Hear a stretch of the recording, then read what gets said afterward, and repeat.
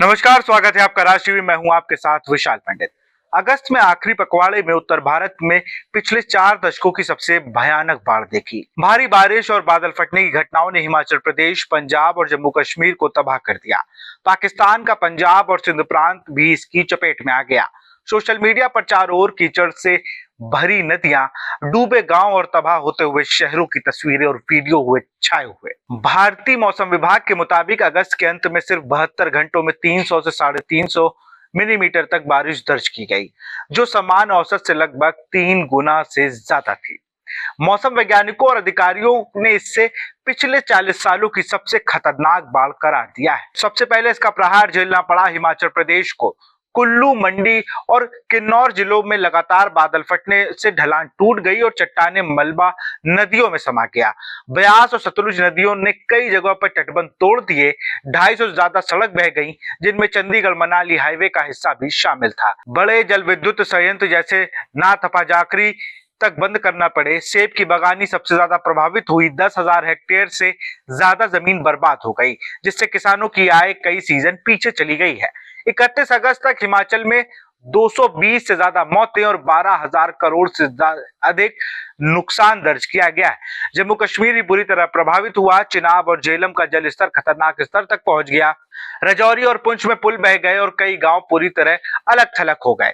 श्रीनगर में लोग 2014 की बाढ़ की डरावनी यादों से सहमे रहे। हालांकि इस बार तटबंध टूटे नहीं, फिर भी हजारों लोगों को सुरक्षित स्थानों पर ले जाना पड़ा। करीब 40,000 घर और 90,000 हेक्टेयर धान की फसल नष्ट हो गई। शुरुआती आंकड़ों के मुताबिक जम्मू कश्मीर को 6500 करोड़ का आर्थिक नुकसान हुआ है। पंजाब में हालात और भी भयावह हैं। भाखड़ा नागर बांध से छोड़े गए पानी ने सतलज को उफान पर ला दिया है। घग्गर और रावी की बाढ़ ने स्थिति को और बिगाड़ दी है। 1800 से ज्यादा गांव जलमग्न हो गए हैं। 2.5 लाख हेक्टेयर फसलें डूब गई हैं, जिनका अनुमानित नुकसान 9,000 करोड़ रुपए है। जालंधर और कपूरथला के पोल्ट्री फार्मों में 10 लाख से ज्यादा पक्षी मर गए हैं और डेयरी समितियों ने दूध की भारी कमी की चेतावनी दी है। उद्योग भी नहीं बचे। लुधियाना का होजरी और अमृतसर का फूड प्रोसेसिंग सेंटर बंद पड़े हैं। 1.2 लाख से ज्यादा घर क्षतिग्रस्त हुए और हजारों पूरी तरह से बह गए।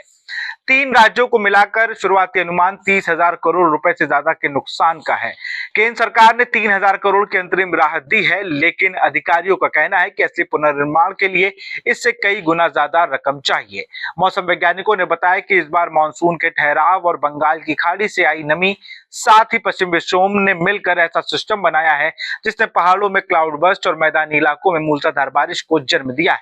पहले से ही ग्लेशियरों के पिघलने से उफनती नदियां अब बेकाबू हो गई हैं। जलवायु वैज्ञानिक चेतावनी दे रहे हैं कि ऐसी घटनाएं अब 50 साल में एक बार वाली नहीं रही। हिमालय वैश्विक औसत से दोगुनी गति से गर्म हो रहा है। तेज बर्फ पिघलने, वनों की कटाई, खनन और अंधाधुंध निर्माण ने धरती प्राकृतिक सुरक्षा कवच को तोड़ दिया है। अब तक इस बाढ़ में 400 से ज्यादा लोगों की जान जा चुकी है और 10 लाख से अधिक लोग विस्थापित हो चुके हैं। स्कूल बंद हैं, राहत शिविर भरे पड़े हैं और स्वास्थ्य अधिकारी जलन जनित बीमारियों की चेतावनी दे रहे हैं। हिमाचल, पंजाब, जम्मू कश्मीर के लोग अब मलबा साफ कर रहे हैं और पानी के उतरने का इंतजार कर रहे हैं। सरकार से मदद के लिए वादे किए गए हैं, लेकिन राहत कब तक और कितनी मिलेगी, यह सवाल अभी भी बना हुआ है। अगस्त 2025 की यह बाढ़ सिर्फ एक प्राकृतिक आपदा नहीं, बल्कि उस सच्चाई की याद दिलाती है कि जलवायु परिवर्तन और अव्यवस्थित विकास भी हमें कितनी बड़ी कीमत चुकाने को मजबूर कर सकते हैं। ऐसी खबरों के लिए देखते रहिए राज टीवी। नमस्कार।